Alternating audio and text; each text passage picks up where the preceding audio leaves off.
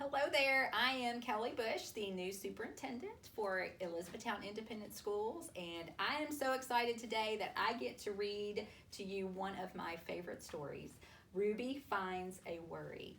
And the thing I love so much about this is that we never find out what Ruby's worry is, but what we do learn is that when she shares her feelings with those around her, it helps that worry be less.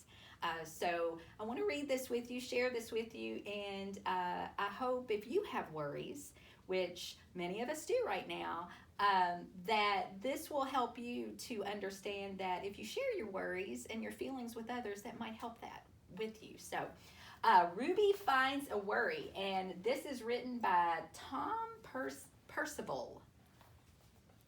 We're going to hope we said that name right. So Ruby Finds a Worry. Ruby loved being Ruby. She loved to swing up high,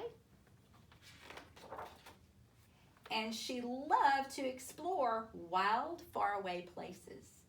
Sometimes she even went all the way to the very bottom of the garden.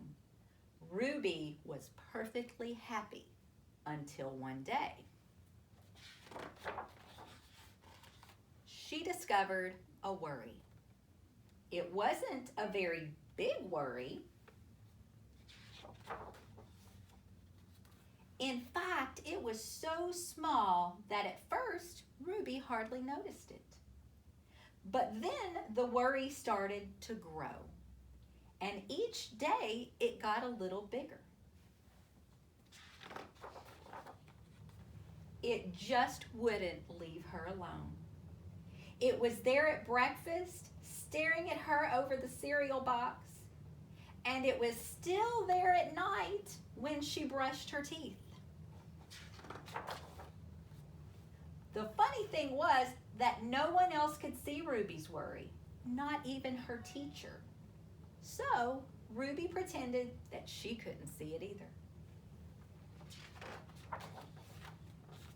She tried to carry on as if everything was normal, but it just wasn't. The worry was always there, stopping her from doing the things that she loved. Ruby wondered if the worry would ever go away. What if it didn't? What if it stayed with her forever? Ruby didn't realize it, but she was doing the worst thing you can ever do with a worry. She was worrying about it. Now the worry was enormous. It could barely fit in the kitchen at dinner time. It filled up half the school bus.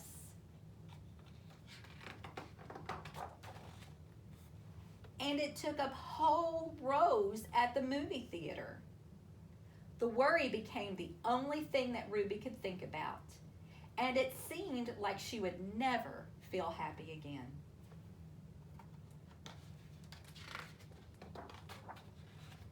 Then, one day, something unexpected happened. Ruby noticed a boy sitting alone at the park. He looked how she felt, sad. And then she noticed something else, something hovering next to him. Could it be a worry? It was. Ruby realized that she wasn't the only person with a worry after all. Other people had them too.